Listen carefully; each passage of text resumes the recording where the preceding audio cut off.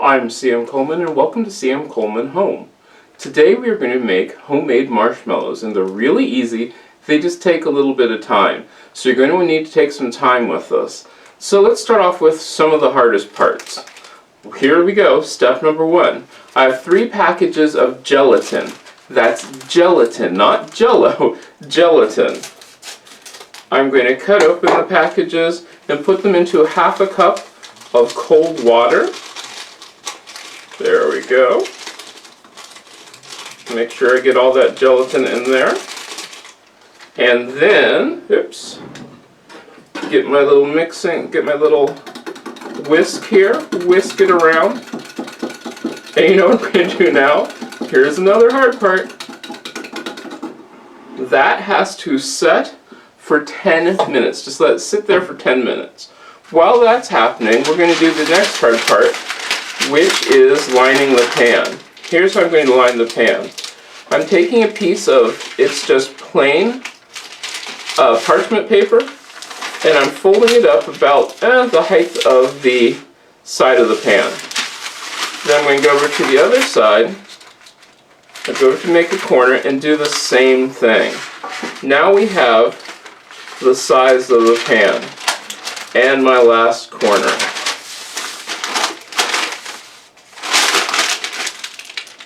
This is all pretty straightforward. Now let's zoom in and I can show you where the hard part comes in. Let's do the corners. So that it'll stand up, I'm just going to match the corners. See how I made that little triangle there? That's it. That's all you have to do your corners. Fold it in, make the triangle. I'm going to finish up with my pan here real quick, and I'm going to make sure that it's about the size of the inside of my pan. It doesn't have to be 100% exact, because this is pretty forgiving. Then I'm going to cut about the height.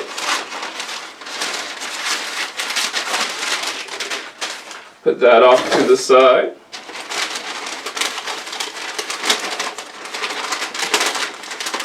Do my quick corner, which of course this one doesn't want to cooperate.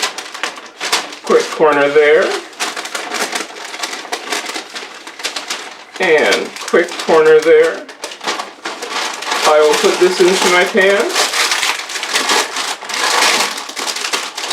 And like I said, it doesn't have to be exact because the weight of it will press it down. But there you have it. Now we just have to wait for this to set. I'm waiting for my mixture to set up. This is the gelatin in the water. Then in a saucepan, I'm going to take, this is 2/3 of a cup of corn syrup. There we go, 2/3 of a cup. And to that I'm going to add 1/4 of a cup of water and 2 cups of sugar. Then what I'm going to do is take that over to the stove and bring that to a boil and boil it for 1 minute. After you've boiled our corn syrup mixture, what I'm going to do is I'm going to pour it into my stand mixer. You can do this by hand, but I wouldn't recommend it. Slowly pouring it in.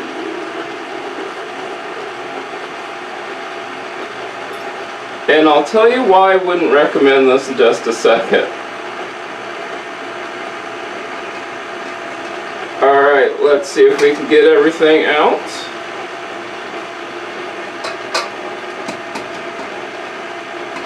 Be careful because that is hot sugar, and sugar will burn you like crazy.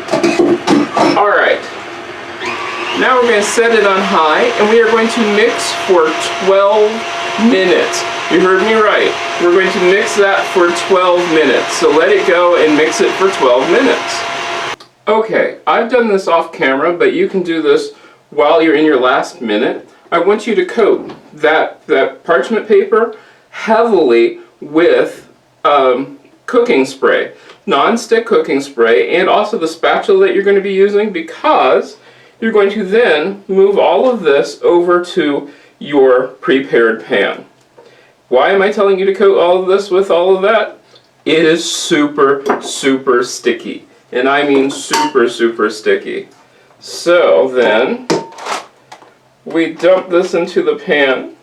You can use your hands to help mold this out, which I will. And I've got my cooking spray right beside me. But right now, I just need to get it out of the bowl. And like I said, super, super sticky. It's amazing. You're going to be amazed at how sticky this stuff really is. It's like glue. When you get it all out of your pan and you're ready to clean, put your pan into the sink right away to help get all of this out so it doesn't stick. And it isn't too bad. You'll see. Okay, there we go. I'm going to put that into my pan. Put a little hot water in there. Alright, now I am going to use my fingers. There we go. And it's not hot at all. I can tell you this right now. It's not hot at all. But I'm just using my hands to help press this down. And I've dusted the paper, in case I didn't say that. I've dusted the paper with powdered sugar. So then we just go through, like I said, I know it's hard for you to see because I'm just smoothing this out. And you have to dust it again, dust my hands again.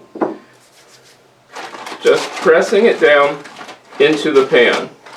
Now you know, you've seen that normally I try not to overuse these sprays, but on this case, use it. Use the spray. I have not seen anything which works that well.